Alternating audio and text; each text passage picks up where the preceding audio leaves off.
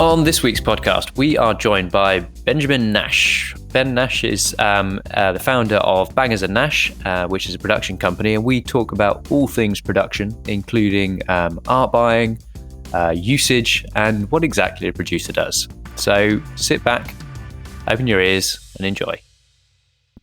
Greg, where are you? I'm in the studio. I'm in the same studio I'm always in.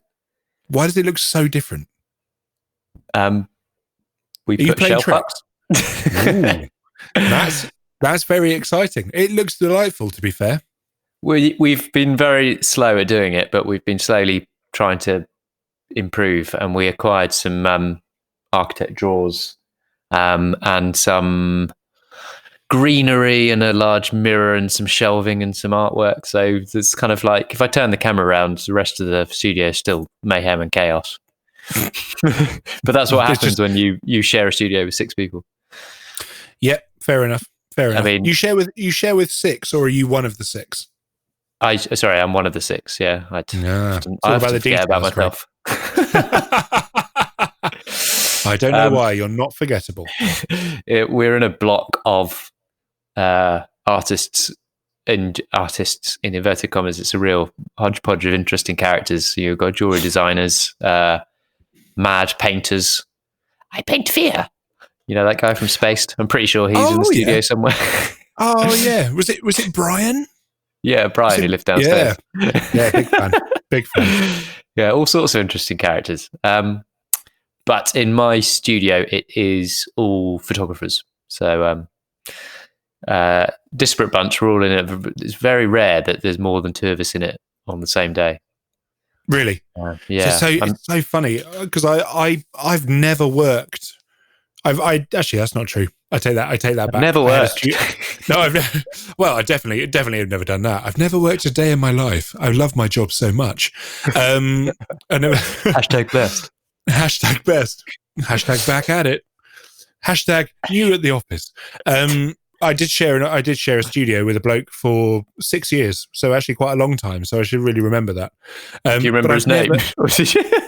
Yeah, he was my best man at my wedding. So yeah, Sam. Hi, Sam, if you're listening. He's not listening. He's got 2 kids. He's too busy. What I was going to say though is that I have never worked in a shared space. My office has always been at home or at my old studio, where I was there most of the time on my own. So is it quite nice working with other people, or is it quite distracting? Well, I spent about 7 years working from home, and then I've had this studio about 7 years, although we did have a different room in the same complex. And we've slowly expanded it and knocked through walls and, conquered corridors and other things. So no, it's for me, having a separate space to work from is really important in terms of separating and like creating a better work-life balance for me. I have an office at home, but I just find, and sometimes I do really enjoy working from home, but I don't know, there's something about having a studio which I quite enjoy. When it is a shooting studio, so we do actually shoot here. I mean, I don't shoot here that much, but I've got to shoot in here next week. There's space to shoot, and it's quite useful keeping all your coloramas and random bits and bobs that turn up on shoots. I mean, behind me, I'm not sure you can see, there's a bust of Queen Victoria that I come in and sing the national anthem to every morning. She was... I knew you were a patriotic kind of chap. I knew it. The story behind her is she was... I can't remember what it was. We were shooting. It was for a shoot for what are they, like a property company, but like a large commercial London property company, shooting an annual report for them a few years ago, and they had all these weird props that they wanted shot as part of the kind of campaign. And so one day, old Vicky over there turned up on the back of a courier's bike, and she never left. They never picked her up. So she's like a marble bust. So she's proper. So she's not even papier-mâché. No, it's like a proper old bust of Queen Victoria that now sits in the studio. She used to have a Post-it note on her head that just said YOLO that someone had stuck on there. No idea the context of that. But anyway, so she sits over there and keeps an eye on everyone. See, this is the sort of thing you don't get when you work on your own. Is no one has put any stickers in my office anywhere that say YOLO. I mean, most of the Post-it notes that end up on my desk don't say YOLO. They're a lot ruder than that. They're normally childish drawings. Slightly Stop ordering busty ladies to the office. So yeah, it was. There was a period where it was generally a phallic thing left on my computer most days. Nice. But we got rid of that guy. Oh, it was Bangerz, right? Okay, got it. Fair enough. So yeah, what's been going on anyway in your world? Well, I know we've both had another gear heavy week, but we're not really going to talk about it because we, believe it or not, we actually want this photography podcast to be more than just equipment talk, because there are other podcasts for that. Go and listen to them. I mean, we'll talk about gear. Obviously, we both love next it. Week. But not this week. Next week. We're gonna have a week off. Why not? Mainly because we both haven't had a chance to test our gear out properly. So we're a bit like, don't want to just brag that we've bought it, because now neither of us have got any money. It's an interesting time to be spending money, isn't it? When nun's coming in. Yeah, when there's been a bit of a fallow period for everyone. But one thing I thought we could do, we've been wanting to. Last week we touched on this. The X Negative Instagram channel. Just going to go through and see what questions we had on there. And I saw one that we had the other day by Steve Brown Creative, which was to do with contact sheets. Yeah, hi Steve. London-based photographer. You asked a question about contact sheets. And I did get back to you I did put this out there on the Instagram, but I thought we might as well include it in the podcast. So you asked, was it one question? You mentioned software for making contact sheets. I don't really see the point of contact sheets over just a folder of images. Contact sheets were only ever a practical way of printing small images from the physical sheets of negatives rather than printing every neg up to full size, which is true. Is there any good reason to make sheets of images digitally? And to be honest, most of the time I don't. Where personally I found it useful, so I use PhotoShelter to deliver images, which is, you can create password protected galleries. We can control the size of the images that people are downloading, how many downloads they have, expiration dates, etc. So it's, and it literally is just a link that I can send someone, and then they can view that link anywhere on any browser and see all of the images.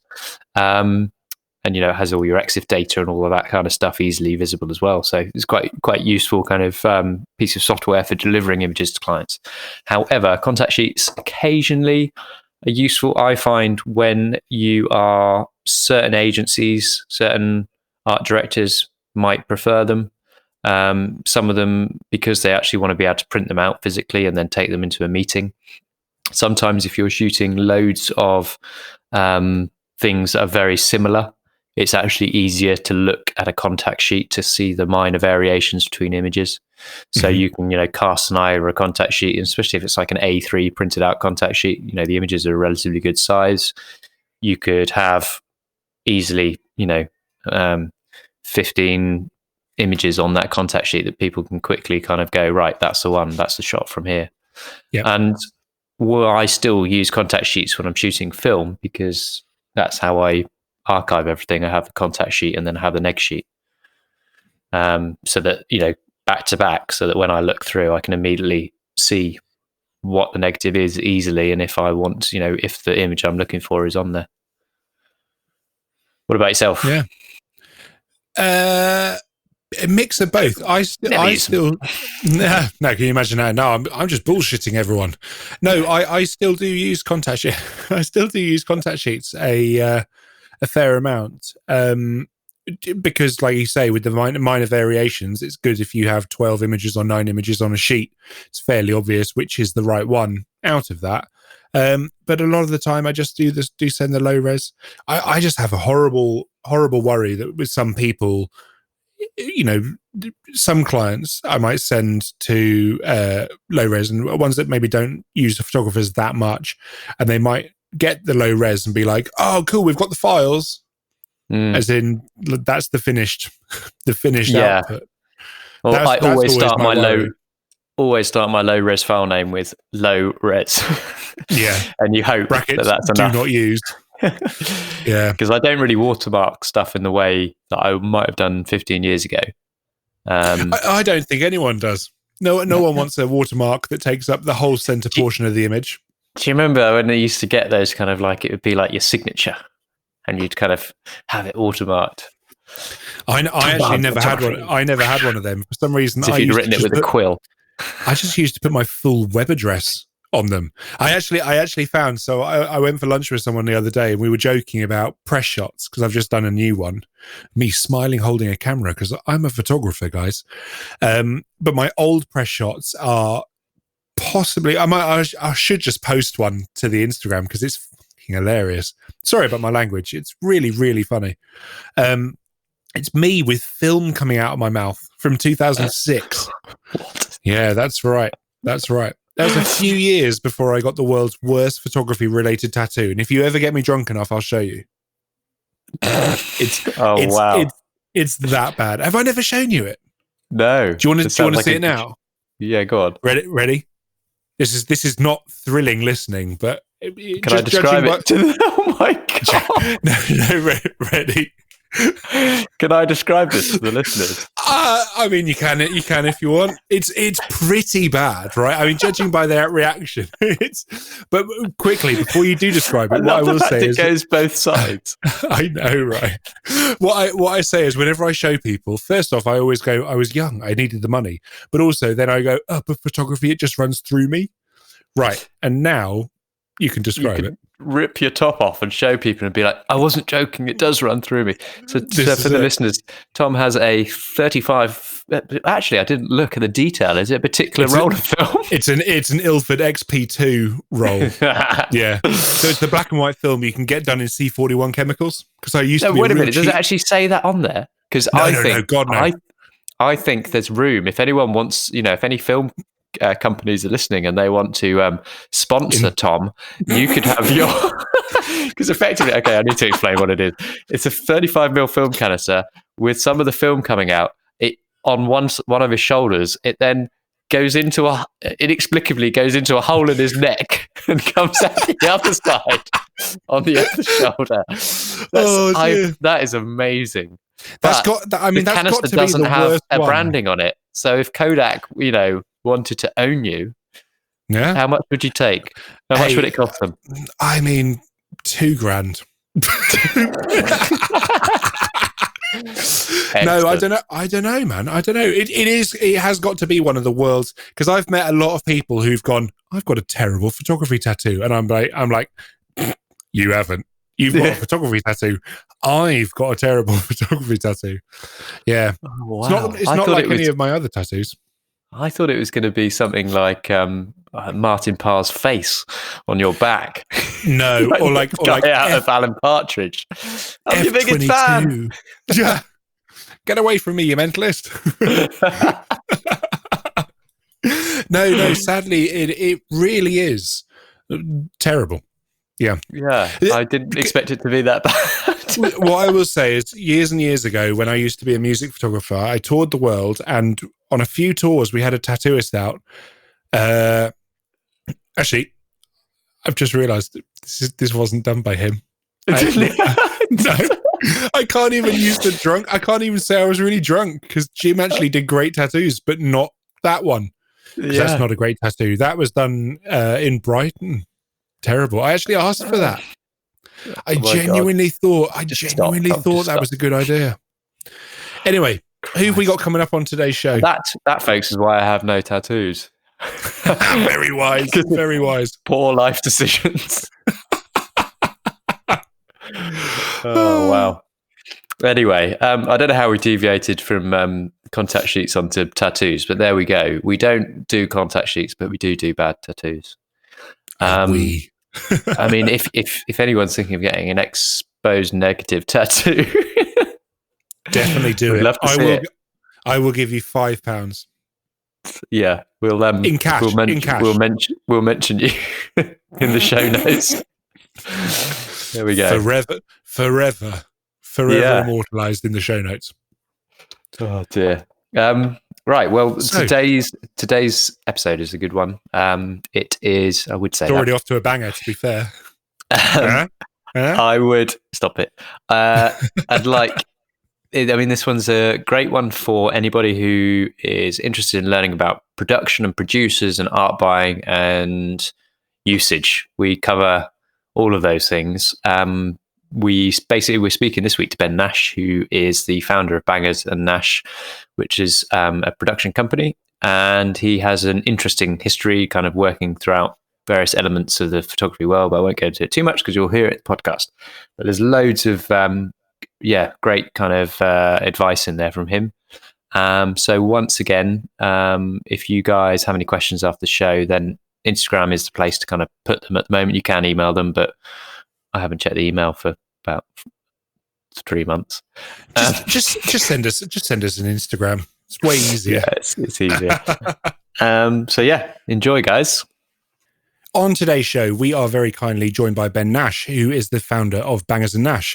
He is also 13.5 foot tall. I don't know what that is in inches, but that would be a lot of inches. Ben, how are you doing? Yeah, very well. Thank you, Tom, for that. Thank you for that introduction. It's quite all right. How does it feel to be talking so far down to people? Oh, look, mate, it's actually, in reality, it's the complete opposite. I'm quite vertically challenged. I'm sure, Greg, you and I both know about that. So, well, yeah, I thought I'd met my fellow brethren when we went for the pint the other week. Yeah, exactly.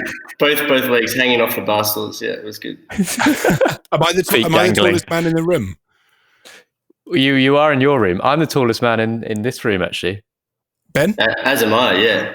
Look at that. We are kindred spirits, tallest men in the room. So Ben, thank you so much for coming on. We obviously want to talk a lot about you, but also going to cover a whole range of topics. But why don't you go ahead and introduce yourself to the lovely folk at home? Yeah, sure thing. Okay, so as Tom pointed out, I'm the owner of Bangerz Nash, which is a full service production company. I've spent the last 13 years working in production, both inside and outside agencies. So what I mean by that is inside ad agencies as an agency producer, and then also with directors and photographers as their producer on the ground. And I'm from Sydney, Australia, and currently living in London. I just want to point out at this point, you are actually coming in hot off a recce, right? Because you've had to phone in for this podcast from a secret location in South London. I am live from location, yeah. So if it sounds a bit funny to the listeners, it's because he is recording from the field.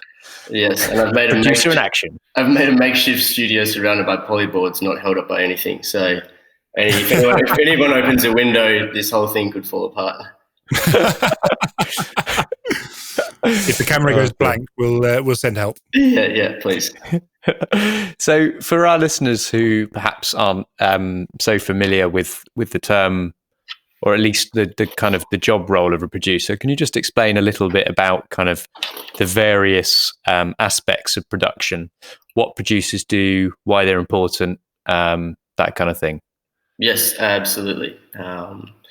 So, I guess in the simplest term, like producers, in my opinion, are the ones that are the glue who bring everybody together. And by everybody, that's all the specialists that are required for any given production. And the producer will ensure that everyone has the right space and the right information and are well prepared to be able to perform at their best. And that can take a couple of different forms, whether you're sitting inside the ad agency or whether you're sitting on the other side with the photographer or the director.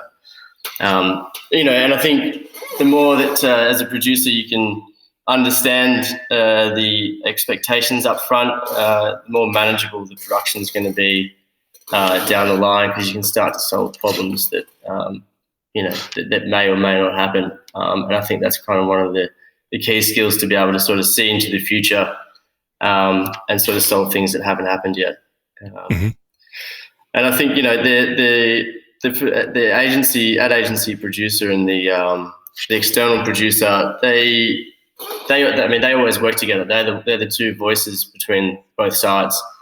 I mean, it's almost like they're in a relationship, you know, and you know, the agency producer's family is, you know, the client, the art director, the strategist, and all that sort of thing, and then the photographer and director's producer. That's obviously those two, and all the crew and everything else that's required to bring production to life. So the agency and external producer, you know, it's a relationship that they need to build to ensure that both those families can work together, and you don't end up with some awkward family lunch when you try and bring them together to introduce them to work in a nice collaborative way.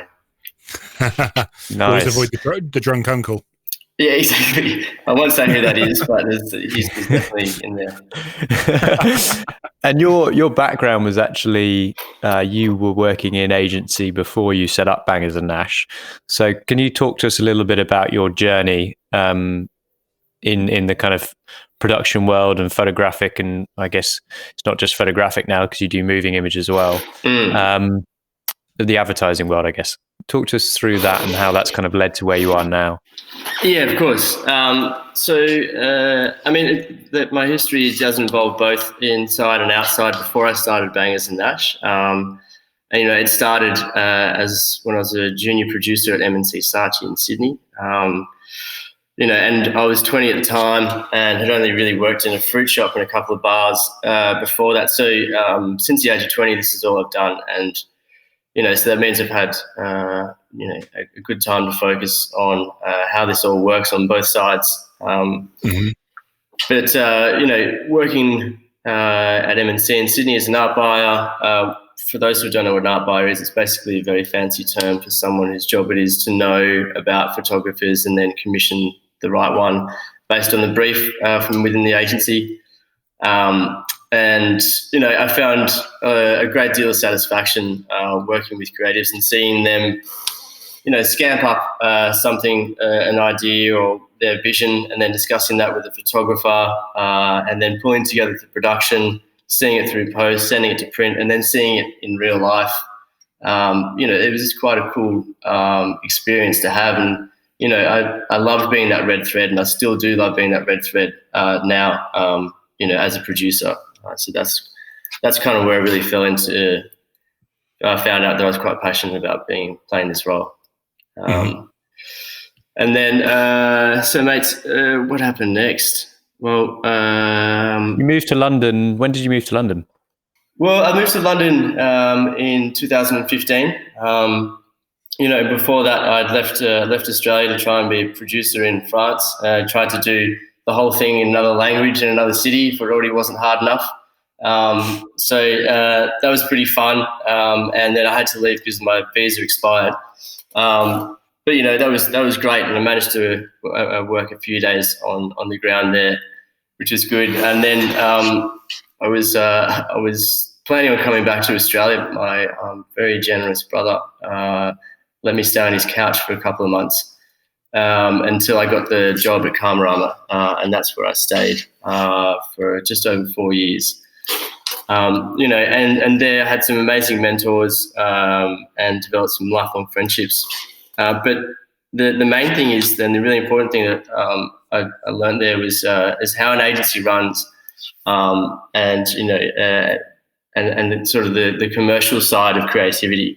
But it was in the role that I had at Karmarama, I was also able to keep you know, my passion for production going and keeping my hands dirty there. So it was a good mix of learning how the agency runs and what happens behind the scenes, but also, yeah, keeping that creative production side going. Mm-hmm. I guess that's you said that's the joy of working in a smaller agency, is the sense that you get to see, you're going from something like MC Saatchi, which is massive, to working for something like Karmarama, which is a bit more, I guess you could say, a bit more boutique in terms of its size. You get to see different aspects of the industry in a different way, and you perhaps get a bit more chance to experience it. Where sometimes in those bigger companies, maybe you kind of have to stay in your lane a little bit more. Yes, I think so. But to be honest, by the time that I'd got to Karmarama, it had probably graduated from that small to medium size and was moving into it was a heavy medium, if that's a way to describe it. So I wouldn't say that I would be able to distinctly tell you what it's like working in a small agency versus an MNC, because I haven't had that opportunity. But it's I would love to go back to, obviously, when you were talking about the role of an art buyer. Do you think that obviously those roles are being absorbed into other departments, and the role of the art buyer is still there, but the name in position is almost disappearing? Yeah, and I think that's been a trend that's been happening for a few years now, and I believe that's already you guys mentioned, I think perhaps with Lucy in one of the previous podcasts. But yeah, I think, as the agencies have sort of downsized and sort of looked to reduce number of heads for whatever reasons, the art buyer is certainly something that's kind of the days of old. I think there's only a few bigger agencies that sort of have that distinct role still present in their agency.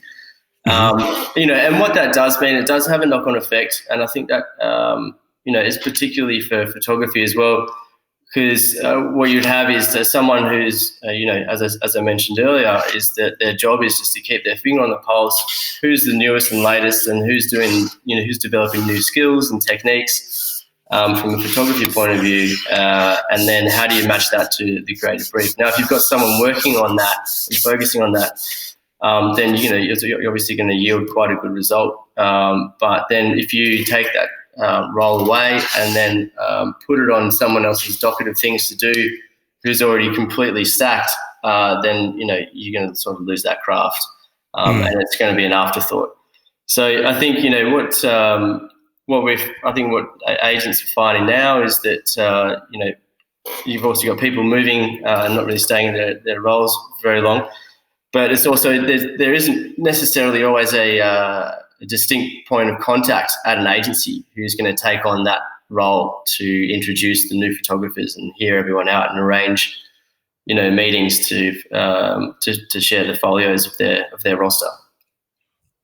But I think that's then being absorbed into external production companies who are offering art buying. So now a producer who doesn't have, or a project manager or whatever the title may be, because that varies from agency to agency. They can then call up an external production company and then just say, look, here's the brief. Can you go find me a photographer? So that's then being outsourced. Yeah. Makes sense. I guess there's probably quite a few roles within advertising that are kind of emerging as well, in the same way that some kind of roles are disappearing. There's more need for certain types of integrated producers and what have you, and the fact that moving image and still campaigns are merging means that there's a need for roles that maybe weren't there 15, 20 years ago, do you think? Well, I think, to be honest, it's just the title. I think that terminology. That role and responsibility, you can call it whatever you like. It's still fundamentally, they're still going to have to behave and deliver a certain set of results. But I think the point is maybe, is the necessary time allowed for that role to, perform well within an agency, or is there a lot of other things that person needs to do within their day that doesn't allow them to, perhaps perform as well as it used to? I don't know, but this is speaking in general, and obviously just from a couple of different people that I do know. So I wouldn't, certainly not speaking on everyone's behalf there, because I think there still are some agencies who would be, where that role is still, performing well and as it should be. Yeah. From your kind of perspective as somebody kind of on the other side of the fence, so to speak, how, when you were coming up and dealing with photographers, obviously the thing with photography, and part of the reason we're doing this podcast, is it's an odd profession. There's people at all different stages of their career and all different levels of experience, and you get some photographers who are incredibly talented and producing really exciting work, but might not necessarily have a huge amount of experience on the kind of production side or dealing with shooting advertising work itself. And so sometimes I guess you end up having to handhold a little bit and kind of guide them through that. What did you kind of did you feel that kind of as an experience when you were working in that role? Did you experience all different aspects of it and all levels of experience from the photographers that you were working with? Yeah, absolutely. And I think, that's one of the things that you're able to do is I'll rephrase that. Yes, I definitely have experienced that. And most of the time that was either the need for that was based on a financial point of view, and perhaps even just for a horses for courses scenario. And what I mean by that is, if it was like a more simple shoot, then of course you could use someone that doesn't attract a massive day rate, and if it was just going to be something that wasn't going to be used, in a major campaign, then there's definitely scope to be able to bring someone on that hasn't had a huge amount of experience, and the risk isn't really there. And I think that's something nice to be able to look at and sort of discuss with the creatives, and then be able to work with that younger photographer and give them an opportunity to work in a commercial world. Because one aspect that seems to be kind of changing, and I think it's partly because of the extent of which social has become such a massive part of campaigns, is the concept of usage, which if you go back 20, 30 years was relatively simple. You had out of home, you had your kind of your standard kind of, right, it's going to be used on a billboard, or it's going to be used on a bus shelter or whatever. And now there's so much potential for usage online, whether it be in particular kind of formats that they need to be, such as Instagram stories or Facebook banners, but then it's kind of all these other platforms that are emerging and that will emerge in the future, which currently aren't there. So the concept of usage, which was relatively straightforward, is changing as well. And quite often photographers earlier on in their career aren't as experienced with negotiating on that side of things, and perhaps aren't aware of how important usage is to putting together costings for a job. Is that something that you experienced as well? Yeah, absolutely. And I think, it's something that we always discuss and had a good time trying to convince, not trying to convince, but being able to sell in the usage and explain why it's charged and how it's charged. So, for those younger photographers, the fees based on how experienced they are, and you pay a premium when commissioning. Someone with a long-standing history and proven track record of being able to deliver, a certain image. They've had time crafting and honing their skills, keeping up with technology and learning new techniques, all that sort of thing. It all adds up to how much the commercial price is. And then the usage, you base that on the more it's seen, the more you pay. Scale just like anything else in the commercial world. Just like, shipping when you buy something online, it's got to be done. And if you send it overseas, it costs more. And so it sounds like an awkward thing to be able to try and sell in, but it's definitely necessary. And absolutely, if you've got someone that understands it, it should be something that you can expect to sell in. It'll be done according to how big the media buy is and how many people are going to see it. And I think with some exceptions of the multinationals, conglomerates, who stipulate if you're going to work with us, then the images need to come with in perpetuity, and it's not negotiable. I think outside that, any clients that sort of requesting that is, as an easier way to not have to manage, usage terms after 12 months, or, is it going in, print and online? And then if the media agency then says, hey, you can have it for out of home, you don't have to go back to the agency and renegotiate. I understand that there's the it's an easier way to sort of not have to keep going back and forth and renegotiating. But I think in terms of, time duration, I don't think it's a good use of clients' money to be paying for into perpetuity, because it's rare that any image is going to be relevant forever. So, as a producer, why would you want to spend your client's money on something that's going to be irrelevant after 12 months or maybe even a shorter time? So, I would always suggest that we say, look, why don't we do 12 months, 2 years, 3 years, 5 years, and you just provide a sliding scale based on that time length. And then, you can include a rollover rate if they decide to extend it before expiry to make that more agreeable in the upfront contract. But, it's just a more logical way of selling in usage rather than it's like a throwaway blanket term of, hey, just give me in perpetuity, because it's just not realistic. But I think back to your original question, usage for social compared to the old way of determining usage, you're absolutely right. I mean, when you were buying usage for maybe a print ad, that would be based on, it could be based on the volume of the print run, the size of the image inside the ad, and even on the size of the ad within a magazine. All of that came into play when you were sort of deciding the usage and how much to charge. So, why can't we have those nuances applied to social and digital media? It might be just the way that it evolves. But at the moment, it's absolutely right, is that, online and social seems to be this blanket term for something that it is now starting to equal or outweigh the traditional mediums. So it just needs to be reviewed.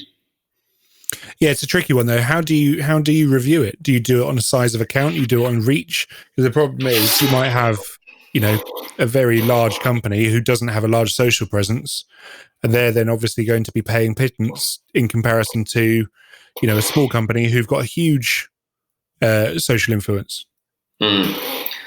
Well, yeah, and I mean, this is the thing, is I don't necessarily have the answer, but it's something that the industry sort of needs to. Mate, I wasn't prepared. You had No, sorry, I did just jump that on you. If I could go, because obviously usage is like very much a mystical art. People kind of plucking numbers out of the air. We kind of get it a little bit, but like, is there a guide online, or is there anywhere listeners can go if they don't understand about usage? Is there anywhere they can go and find out about burrs and stuff like that, like calculating?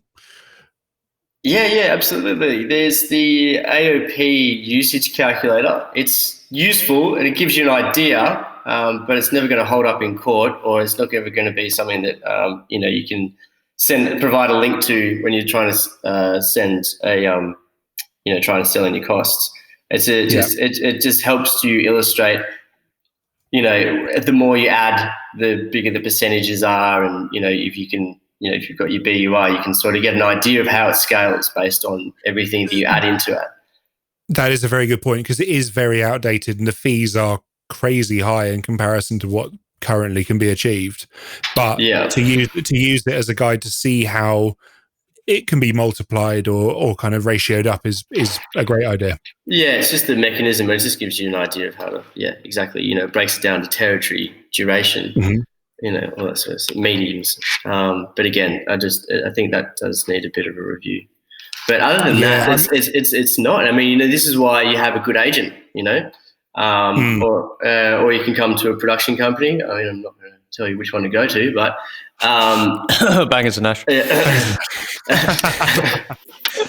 But this is an agent will go into bat and they'll know absolutely what's commercially viable based on usage as well. But if you're a young photographer, build up a relationship with an agent.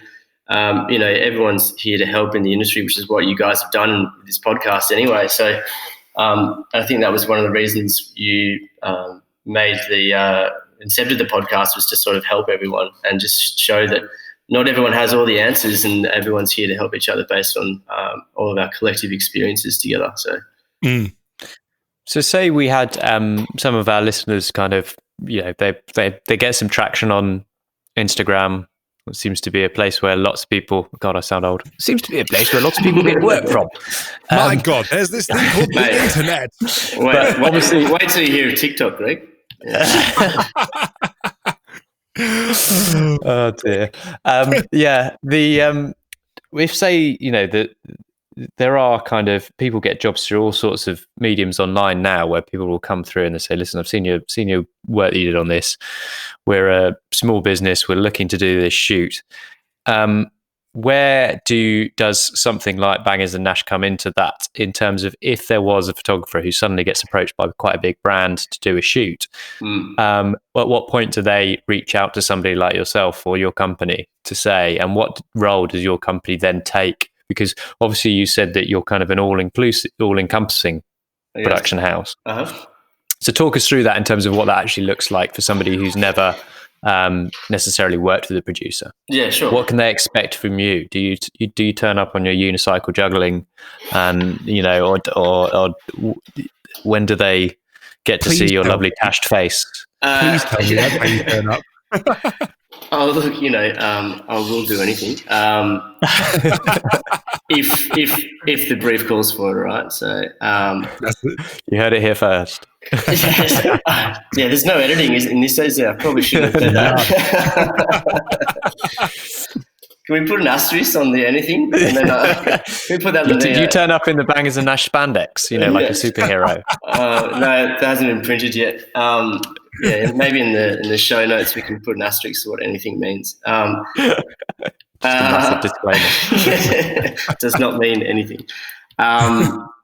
Okay, so the earlier the better. If you've got an existing relationship and they want to do, they've got a brief, and it's very exciting, and it's something you can't handle yourself, then call us as soon as you can. Because the earlier that we can be in there, the more that we can do, and the more we can help with. We don't make things more expensive; we make things a better production. And using our experience, and getting in at the earliest possible time, we can help you through that. So that's what I would advise, is to come through as soon as possible. And obviously that relationship's theirs with that brand, so that stays there. And what they can expect from us, again, that kind of just relates to what the requirements of the brief are. As a full service production company, we'll do exactly that. We'll provide whatever services are required to fulfill that production and support the photographer, and satisfy the client in making sure their vision comes to life. And we'll just do that in the most professional and most enjoyable way. If you wanted a couple of examples, it goes from, anything from arranging your crew and the stylist or any specialist set bills to, international travel, local travel, location permits. The list goes on. Basically whatever's needed, as I said, to make it come to life. Going to your point about getting them in early, I can really relate to that. When I first signed with an agent, I had a couple of meetings, and I would, because I was quite inexperienced first time round, I would say, the client would say, "Oh, can you do this?" And I'd be like, "Oh yeah, no worries. I've got a lens I can bring along that does that." And they would be like, "No. You can say you can do it, and then we'll look at the equipment and stuff afterwards, rather than you promising too much and under delivering. You guys can come in and be like, well, actually, no, we can do that, of course, but it will require X, Y, and Z to be able to do it properly." Yes, absolutely. And, and that was one of the things I mentioned at the beginning of the episode, is that the more that we can understand as a production company up front with the expectations, the easier that we can manage that production and deliver on the expectations. And and that's something that I've learned throughout my career, is being able to translate and equate creative ambition into a client's budget. So if the photographer or the creative team or anyone on the creative side has got these thoughts of grandeur and complexities and all that sort of thing, and then you have a look at the client's budget and hang on a minute, no, I think we sort of need to rein it in a little bit. So it's having those conversations. It's not about saying no. It's about saying, this is how we can do that a different way, or this is how you can achieve that, or this is what we can get, we can approach this a different way to be able to achieve what you want. But, the way you've originally thought about it, it's just not going to work with your client's budget. So that's what we can help out with. And to be honest, the earlier you can have those conversations, the less chance there is for disappointment further down the track. And that's either creative disappointment or a client disappointment when their budget doubles, Sure. they go to their budget. So, it does avoid disappointment as well, getting us in at the right time. Yeah, I guess also with sometimes people will, client will come to you and say, we need this, this, and this.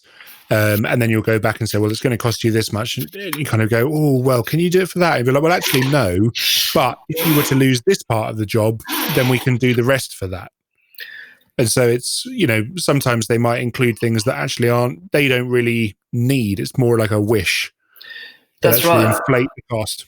Yeah, that's right. And I think, it's being able to have those candid conversations about, okay, well, this is where the costs are coming from, and that's related to this part of the creative concept, and if we were to approach it a different way, or if there was a compromise, or is there a creative solution, that we can ask the creatives or the photographer to have a look at, Yeah. So rather than saying no, it's, there's always a way to make it happen, whether it be creatively or financially or somehow in the schedule. Sure. There's always a solution. With clients coming to you with a budget, it's happening a lot. I'm getting a lot of kind of bits in, kind of going, we want the moon, but we don't want to pay. We don't want to pay for it. And a lot of clients now are realizing that they can save quite a lot of costs by merging stills and a motion shoot together. There's, whether we like it or not, I do a lot of stuff alongside TVCs. Quite often we've gone from being quite an important part of the production to now being quite a thorn in the side of I should quickly preface, this is not with every crew, but I have worked with the occasional crew that has treated me very much like the thorn in their side. Have you kind of come across tensions like that? And is there like a way around it? I mean, I try to be as amenable as possible, but once we had a shoot set up in a big garage, and we had been told that was our area to set up the colorama. That was everything. We'd spent an hour and a half, 2 hours getting everything set. Everything was good to go. We only needed the talent for about 30 seconds max. And then they turned around, the whole film crew, and said, well, actually, now we've decided we want to shoot back towards where you're set up. So you're going to have to move everything. And we were a bit like, right. So I'm guessing you're going to say, especially on set, talk as much as you can between the crews to make sure there isn't friction. Yeah, I think that one, I can't speak for why the guys changed their mind on the day, but, it doesn't sound like there would have been, it sounds like something that just happened on the day in that example. And I think, I don't think it was anything malicious. Yeah, and I think that, like you said, clear communication on the day might have helped that situation.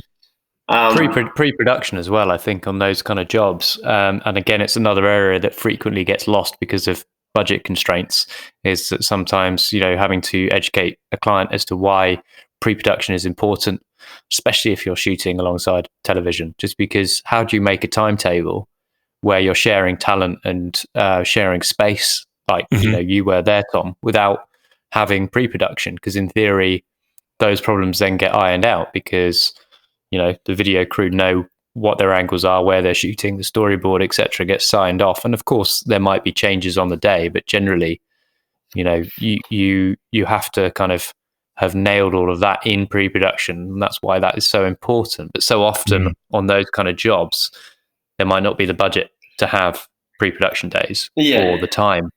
Well, I think, you hit the nail on the head there. I mean, if you can get the AD from the film crew and the stills producer from the still side, at least to have a few chats during pre-production when the schedule hasn't been finalised, just to ensure that, there is time in there, and those issues like, okay, well, if the talent's going to be performing for an hour in front of the camera for film, what needs to happen? Do they need a break before they can go on the stills, and how long do I have with them?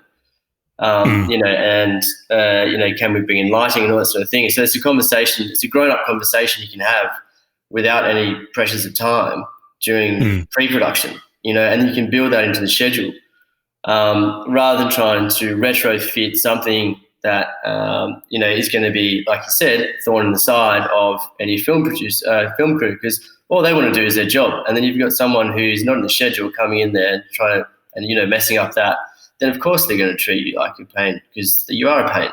But I think if you can deal with that up front in the pre-production and just have a smarter approach, then I think that'll probably solve the majority of the issues. So I think, it's about a bit more collaborative approach to the schedule between a film and stills. Now, and I think, as budgets get smaller, this will be a thing that's going to happen more and more, and it kind of is with every TV. It's almost an assumed thing. It's like, okay, well, we're doing a TVC. How many stills can we get out of it? So I think, the smarter that those two sort of, the film and the stills guys can work together, I think the easier everyone's life's going to be. I know some agencies who mandate that they don't do that anymore. They don't mix the filming and the stills days together.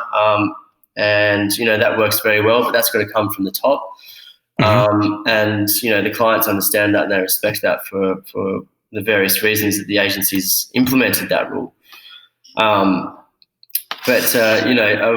If we go back to just the evolution of mixing those two shoots together, when you're not doing TV, and to say if there was a content and stills campaign that needs to go out, I think there's definitely scope. This is something that I've been looking at and talking to a few artists in lockdown with, one of which is Sam McElway, which I believe Greg. He's a fantastic shooter, and he did a mixed media shoot, so stills and video shoot during lockdown called Stay at Home Heroes. So he did that on a shoestring, and he's got the skill set to be able to do both stills and video. He's got the eye for it.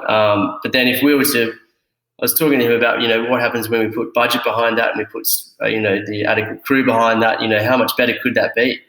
And I think, that's a new way of approaching, this mixed, again, this weird term that I'm not sure is going to stick, mixed media shoots, is by just thinking about it differently. And, does the photographer play a director role? Then you've got a DOP and then you shoot stills. And then what type of crew do you need for all that sort of thing? It's an interesting discussion to have. And I think it's something that will continually evolve. And, there's good production companies doing that already. And some artists who are doing it really well as well.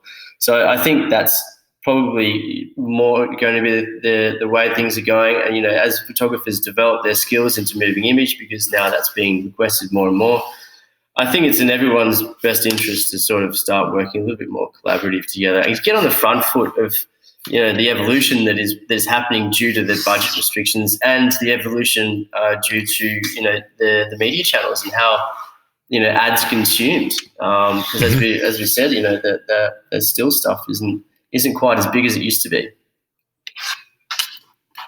Yeah.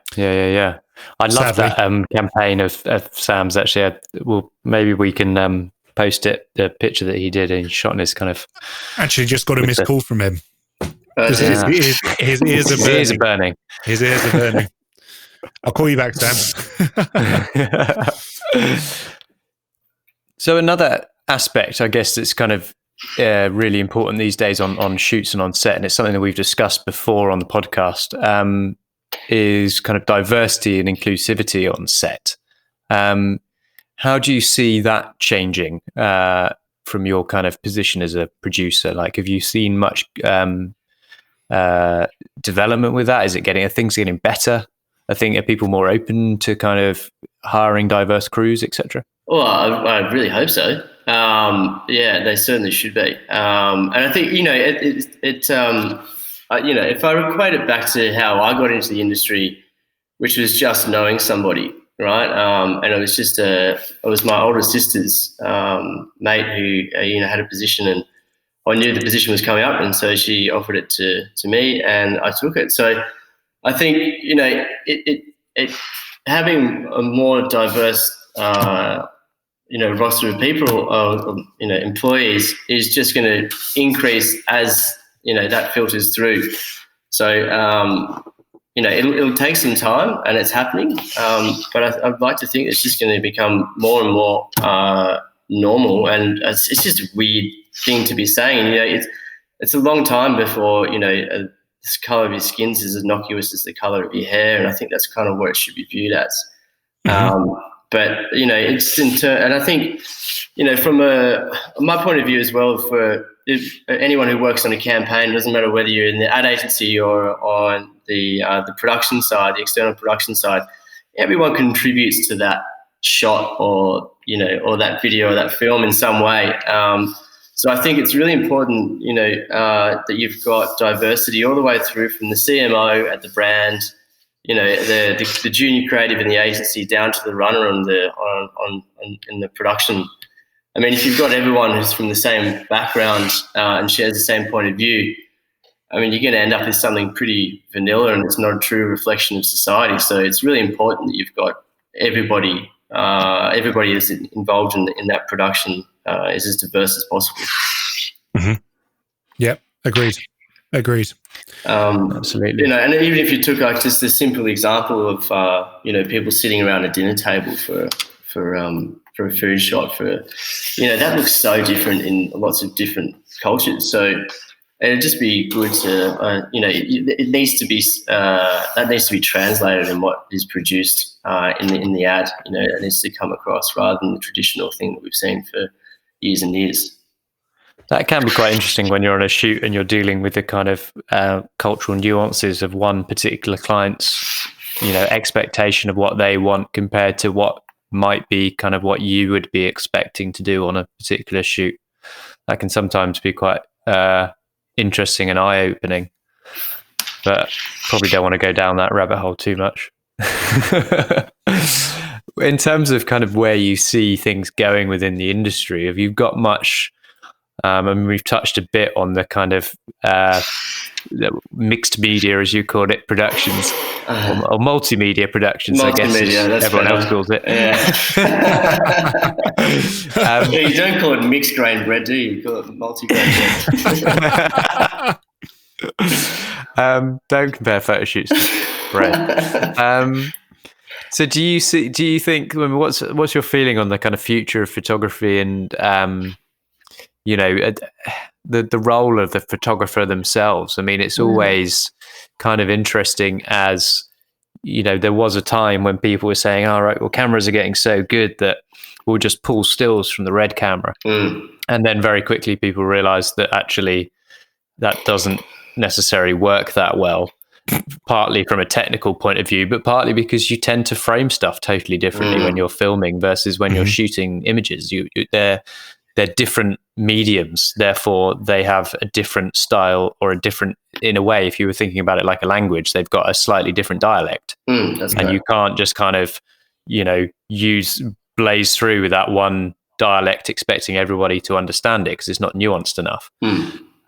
So the role of the photographer has obviously gone through this stage where it kind of looked like, okay, it's probably going to go and it will just be the director, but again, now it's I guess the other aspect of this, rather than just moving image, is the role that CGI plays, and the algorithms are improving all the time in terms of what computational kind of photography can create. Right.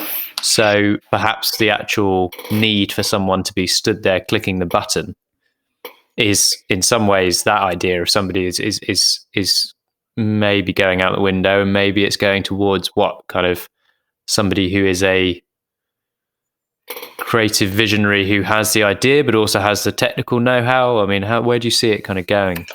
We're thinking, 30 years time. How do you see it? Okay. Well, I think, are we going to end up in Futurama? Yeah, well,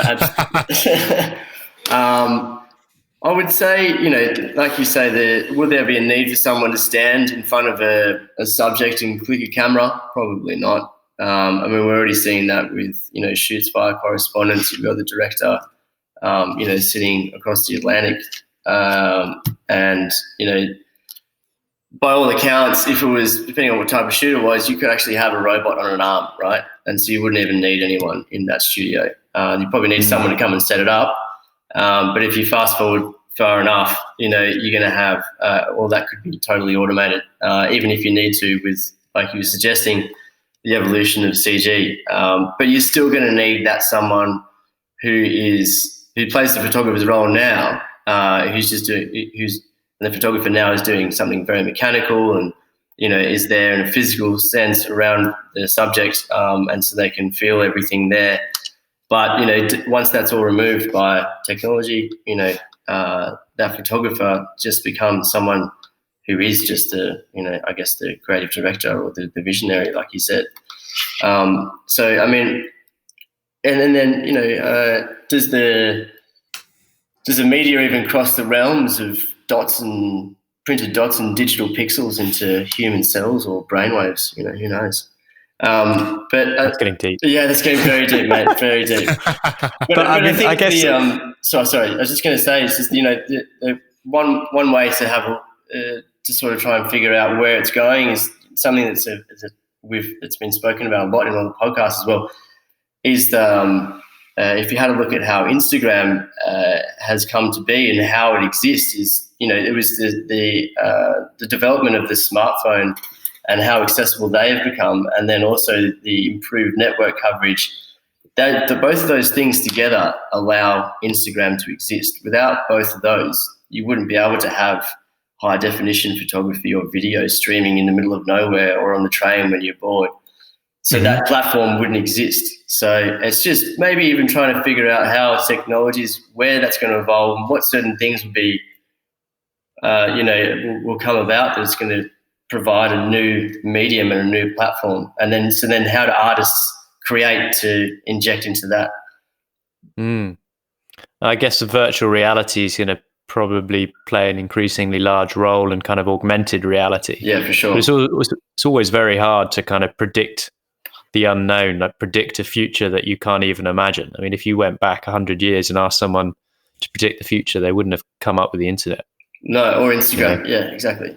They would have come up with flying horses or something like that, which effectively is what people do now. You think, well, what's in the future? They're like flying cars. I'm still waiting because that's the extent of people's imagination to it. Because it is very difficult to come up with like what. But I guess the other thing, to go back to the role of the art buyer and then how that's changing. I mean, part of the reason that's changed is because there are more people in agencies that are maybe discovering people themselves through Instagram and social, and therefore feel perhaps incorrectly that they don't need the expertise that an art director might be bringing to that in terms of having the knowledge and understanding and the nuance that they have, and thinking, oh, well, that's a cost cutting. We don't need that anymore because we're finding them directly. So whether or not that then happens to photographers themselves in the sense of creative directors and art directors who have, these amazing ideas to start with, are they then going to be like, well, why do we need a photographer if it's technically possible for me to tell the robot arm what picture to take, or the little automated drone that flies around the studio? Yeah, well, I mean, maybe more than this robot arm idea of yours. I think it's going to be a little Austin Powers drone going, "Give me the tiger, give me the tiger." More, darling, more. But, well, to be honest, I think, in reality, unless the creative's job with their day-to-day job becomes easier and less burdensome, they're not going to accept an additional role of being a photographer, no matter how easy that's going to be, whether it's with an automated arm or not.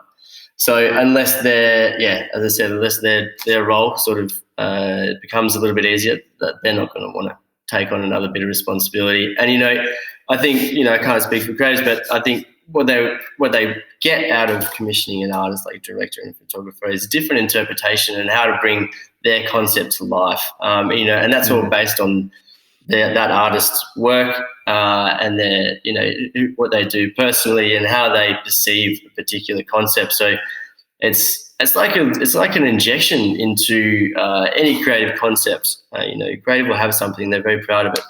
And then they'll say, hey, this is why you get treatments done, right? This is why you ask a couple of different people. You say, hey, here's the concept. Can you have a look at this, please? And then they go, yep. And they come back and they say, this is now my interpretation and this is how I'm going to bring it to life. And then the creative team's like, bloody hell, that's fantastic. Let's go with this person. And so that's why you would that's why you continue to go to an artist, photographer or a director. Not because, I don't think, that's why you go to them, not because they know how to take a photo. Of course they do. But you go to them because they know how to bring their interpretation of their brief to life using their skills with equipment. Yeah, 100%. Phew, there is a future. Yes. Thank God for that. I won't sell everything again. Stop selling your kit, Tom. Thank you very much for coming on. Before you go, we do ask all our guests the same couple of questions. I don't know if Greg has prepped you.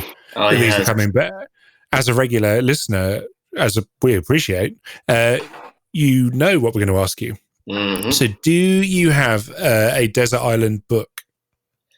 I do, and this one it's a little bit cheesy and it's nowhere near as esteemed as all of the other selections that have been put forward by the previous guests.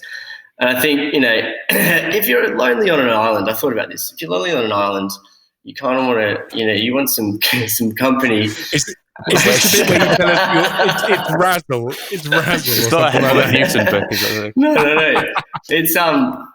It's called Underwater Dogs by Seth Castile. And I think everyone knows it. Yeah, it's just hilarious. And I think if you're on an island and you're pretty hungry and you couldn't light a fire, and you couldn't find any food and you're a hopeless fisherman, you would probably pick up a book and have a good giggle and then hopefully fall asleep and wake up and there's coconuts everywhere. I don't know. But yeah. It is a great book. Great book. Yeah. I'm not aware of this book. I'm going to have to look this up. So the photographer, Seth, right? He threw a ball or got someone to throw a ball underwater and he was down in the water with an underwater housing and would just fire a burst off out of these dogs coming into the water after their balls. Yeah. With their mouth open and stuff. Honestly, it's hilarious. It's a great book. Yeah. I have it in my collection. It's that good. Not that my collection is like a measure of quality. I have some right shite in there. Cool. And if you were to have a desert island camera? This is probably going to sound painfully hipster, but I have a Fed 4 35mm. It was made in the USSR. They were manufactured in the 60s and 70s. So it weighs about 4 kilos. And it's probably made of tank. It's made out of old tanks, exactly. But mate, it cost me 15 quid in a thrift store. I had no idea whether it worked or not. And I put a roll of film in it and hey presto, it came out a good one. So I would take that one because it's just a fun little camera. And it's completely manual, so I wouldn't have to worry about the batteries or anything like that. What's it called again? Sorry? The Fed 4? FED. Fed 4. Yeah. Ah, interesting. Very niche, mate. Very niche. Is it pretty big? You say it's quite big. Yes, it's. So if you really came to it, you could paint a face on it and turn it into kind of like a your Wilson. Absolutely, yeah. I'm pretty sure I'd be able to knock down a palm tree. Mate, if they found you on the island with your kind of book of underwater dogs and your camera with a face painted on it, I think they'd just turn the boat round and think it's too late for him. Yeah, this guy's home already. Yeah. someone put him here. Amazing. Well, Ben, listen, if people want to find you online, where can they do that? Just go to my company's Instagram handle, which is basically Bangerz and Nash, all one word with an underscore at the end, because someone's stolen just the pure Bangerz and Nash. But it's Bangerz with a Z, no S. So the idea behind the name, I should probably explain that. I probably should have done at the beginning. So Bangerz and Nash obviously sounds like Bangers and Mash, but it's not. The bangers are the artists and the creatives, and the Nash is the production. So that's the whole structure of the name. It's Bangerz with a Z. Did you say that? Indeed, yes. Yeah. Well, hopefully one of our listeners will, get in touch and you can turn up in your cape and rescue their production. Yeah, first listener to call, I will turn up in a cape. Yeah. Oh, you heard it here first, guys. Excellent. Quote Tom and Greg. Yeah. You quote X negative, he will turn up. Excellent. That is our first coupon code. Brilliant. Well, there we go. There we go. Thanks so much for coming on today, Ben. It's been really interesting. No, thank you very much for having me. I appreciate it, guys. It's been a lot of fun. Thank you very much for listening to the latest episode. If you'd like to read more about the episode or see the show notes, you can go over to the website, which is exposednegative.com. And to get in touch with us, there's a myriad of options. So you can either email us at info@exposednegative. You can follow us on Instagram at xnegative. We're on Twitter as well. But also, if you'd like to follow us personally, I mean, why wouldn't you? We're at tombarnes.com. That's DOTCOM. And we're at Greg Fennell, which is GREG, obviously, FUNNELL. And we'll look forward to, we won't see you on the next one, but hopefully you enjoy listening to it.